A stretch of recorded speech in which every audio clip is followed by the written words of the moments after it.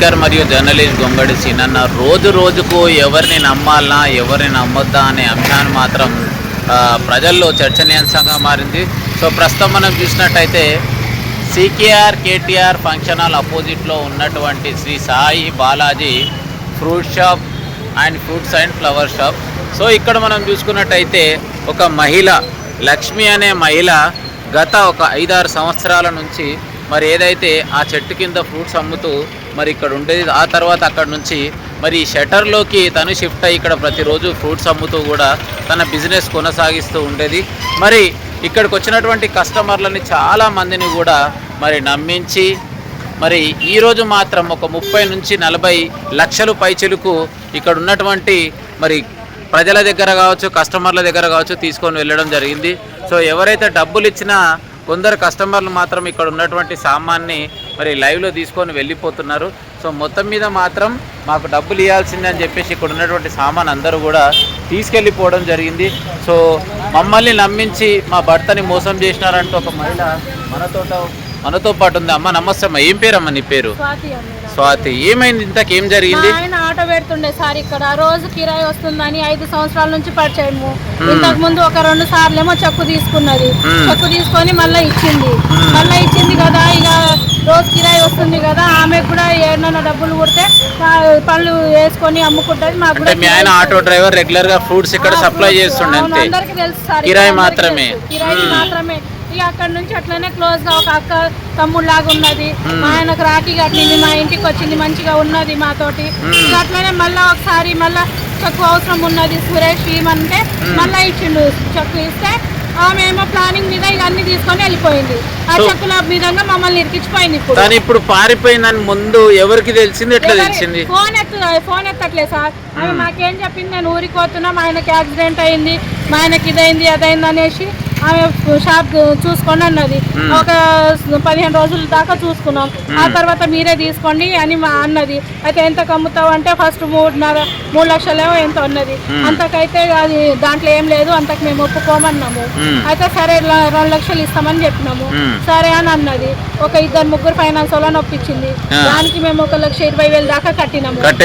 కట్టినట్టు మేము కూడా రాసుకున్నాం సార్, బుక్ ఉన్నది, రాసుకున్నాం. ఆ తర్వాత ఏమైందంటే మా మామ చనిపోయిండు, మా మేనమామ, మేము ఊరిపోయినాం. మేము అది కూడా మేము షాప్ ఎందుకు మూయాల్సి వచ్చిందంటే అందరు అప్పులలో వచ్చి మా మీద పడుతున్నారు, మమ్మల్ని అడుగుతున్నారు. అప్పటికి ఎంత చేసిందని తెలియదు. చేసింది మా చెక్కుల కాడికి చేసిందేమో అనుకున్నాం. ఆ చెక్కులకు కూడా 10,000, 20,000, 30,000 మహా అయితే 1 లక్ష లోపలే ఉండొచ్చు, ఇక కట్టుకుంటారులే, మా చెక్కులు మాకు ఇస్తుంది అనేసి నమ్మి ఇచ్చినాం సార్ మేము, అంతే. ఆ తర్వాత ఇక అందరు మా మీద పడుతుంటే మేమేమో షాప్ మూసేసినాము. ఆమెను ఫోన్ చేసి రమ్మంటే ఆమె ఏమో తిరుపతి పోయినా, నేను ఇటు పోతున్నా అన్నది. ఆ తర్వాత ఫోన్స్ ఇచ్చబెట్టేసింది. సొంత ఊరు ఎక్కడ అనేది సొంత ఊరు అంటే ఆమె ఏమన్నది, సూర్యాపేట అన్నది, ఖమ్మం అన్నది. ఇక ఖమ్మం అనే అన్నది, అదేనేమో అనుకొని మేము అనుకుంటున్నాం. సో ఇక్కడ ఉన్నప్పుడు ఎక్కడ రెంట్కుంటుండే సార్, నాగర్గుల్లో రెంట్కుంటుండే. ఇప్పుడు వాళ్ళ అమ్మోళ్ళ ఇల్లు ఉంది, సొంత మిల్లే. వాళ్ళ అమ్మోళ్ళ ఇల్లు ఉంది, సొంత మిల్లు. మొత్తం మీద అంచనా ఎంత వరకు ఉండొచ్చు ఆమె తీసుకున్న డబ్బులు? నాకైతే తెలుసా, ఇప్పుడు బయట పడుతుంది ఎంత అంటే ఒకసారికి 6 లక్షలు అంట, ఒకసారికి 5 లక్షలు, ఇంకో మేడంకి ఒక 5 లక్షలు, ఇంకా లక్ష ఇంకొకరికేమో ఒక 3 లక్షలు. దాదాపు మాకు తెలిసింది ఒక 25 లక్షల దాకా ఉండొచ్చు. ఇక బయట మాకు తెలియకుండా ఇంకా చాలా ఉన్నాయని అంటున్నారు. తెలిసిన వాళ్ళు ఇంతమంది అయితే, తెలియని వాళ్ళు ఇంకా చాలా మంది ఉండొచ్చు. తను ఎప్పుడు వచ్చినా కూడా అందరితో చాలా బాగా మాట్లాడుతుండే కదా, అందుకే మాతో కూడా బాగా మాట్లాడే. ఇప్పుడు మా చెక్కులు తీసుకొని మమ్మల్ని ముంచిపోయింది. మళ్ళా ఆమె రికార్డింగ్ పెట్టింది అందరికి, ఏమని, సురేష్ నాకు 7 లక్షలు ఇవ్వాలి, షాప్ తీసుకున్నాడు, మొత్తం కలిసి 9 లక్షలు ఇస్తాడు అని అన్నది. మేము ఇచ్చేది ఉంటే ఆమె ధైర్యంగా వచ్చి ఒప్పిపియాలి కదా సార్. ఇగో ఈయన నాకు ఇవ్వాలి, అందుకే ఈయన చెక్ ఉంది, అప్పటిదాకా తీసుకోండి మీరు, ఆయన తర్వాత ఇస్తాడు పైసలు అని మమ్మల్ని మాట్లాడిపియాలి కదా. ఆమె దొంగ కాబట్టే కదా సార్ ఫోన్లలో రికార్డింగ్ పెట్టింది. ఇప్పుడు వీళ్ళందరేమో మమ్మల్ని పట్టుకుంటున్నారు. మరి మీరు ఆమె పైన పోయి పోలీస్ స్టేషన్ లో కంప్లైంట్ ఇచ్చారు? మాకాడ ఏ సూరిటీ లేదు సార్, మేము పోయి కంప్లైంట్ ఇవ్వడానికి. వీళ్ళ కాడు ఉన్నాయి, వీళ్ళు పెట్టాలి కదా, వీళ్ళు పెడతలేరు. నీ చెప్పు మీద నీకు 1,00,000 రూపాయలు ఇచ్చినాం, ఆ 1,00,000 రూపాయలు కట్టేసాయి, మిగతా మేము ఏమన్నా చేసుకుంటాం అంటున్నారు. ఇంకొక ఆయన ఏమో 1,80,000 ఉన్నాయి, అవి కట్టేసాయి, మిగతా మేము ఏమన్నా చేసుకుంటాం. ఇప్పుడు మీరు షాప్ మీకు హ్యాండ్ ఓవర్ చేసింది అన్నారు కదా, మరి ఇక్కడ ఉన్న సామాన్ అంతా ఎటుపోయినాయి? ఇవన్నీ సామాన్లు ఒక స్టాండ్లు వేరే ఆమె కంటే అమృత అంట ఆమె పేరు, వాళ్ళందరూ బాగానే ఉండే ఫస్ట్ లో. ఆమె పైసలు ఇప్పించిందంట, చిట్టీలు ఇప్పించిందంట. ఆ చిట్టీలు అవన్నీ ఎత్తుకొని పోయింది. అందుకే ఆ స్టాన్లు గిన్లు మేము ఎత్తుకపోతాము. దాంట్లో 5,000 రాని, ₹1 రాని, ఆటను రాని, ఆ చిట్టీలో కట్టుకుంటాను, నా ఇంట్లో తెలిస్తే నా భర్త కొడతాను నన్ను అనేసి ఆ స్టాన్లు ఆమె వేసుకుపోయింది. అంతే సార్. సో మిగతా ఇప్పుడు కొన్ని సామాన్లు ఉన్నాయి కదా, వాటి పరిస్థితి ఏంది మరి? ఇక సామాన్లు ఏం లేవు సార్, అవన్నీ చెత్త సామాన్లు. సో రైట్, ఏదైతే మరి ఇక్కడ ఉన్నటువంటి మహిళ మనకు మాత్రం జరిగినటువంటి తన ప్రాబ్లం అయితే క్లియర్గా ఎక్స్ప్లెయిన్ చేసింది. ఒక్కసారి షాప్లో చూసుకున్నట్టయితే ఇక్కడ ఉన్నటువంటి సామాన్ అన్నీ కూడా కొన్ని ఫ్రిడ్జులు, మరి ఇక్కడ బీర్ షీషాలు కూడా, అంటే రెగ్యులర్గా మరి రాత్రిపూట ఇక్కడ సిట్టింగ్ చేస్తుండనా ఏంది మరి అర్థం కాని పరిస్థితి. కొన్ని కూల్ డ్రింక్స్ ఉన్నాయి. అమ్మ ఈ షాపు పడదమ్మా, ఇది మీరు తీసుకుర్రా? తన దగ్గర తీసుకుర్రా ఇది? సో మీరు నడిపించుకుంటారా ఇప్పుడు ఈ షాపు? ఎన్ని రోజుల కింద తీసుకుర్రు ఈ షాపు? ఎంతకు తీసుకున్నారు? 3 లక్షలకు. సో ఇక్కడికి సంబంధించిందంతా మీది, సో అవతలకి సంబంధించి ఆమెది. సో దానికి దీనికి ఎలాంటి సంబంధం లేదు. So right. సో మరి చాలా మందికి ఇట్లా అప్పులు పెట్టి పారిపోయిందంట కదా, మీకు ఏమైనా తెలుసా తన గురించి?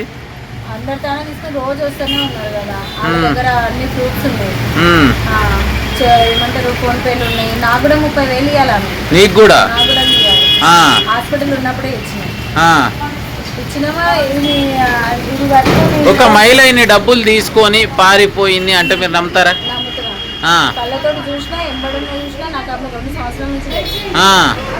అసలు వాస్తవానికి ఇన్ని డబ్బులు తీసుకుంది కదా, ఏం చేయొచ్చు అంటారు ఈ డబ్బులన్నీ?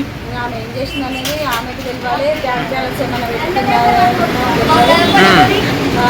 అంటే ఆమెకు పెళ్ళి అయిందా? పెళ్ళి అయ్యి మాకు అసలు ఏం తెలియదు. పెళ్ళి అయింది, 2 పిల్లలు ఉన్నారు, అవి కానీ అన్ని చెప్పింది.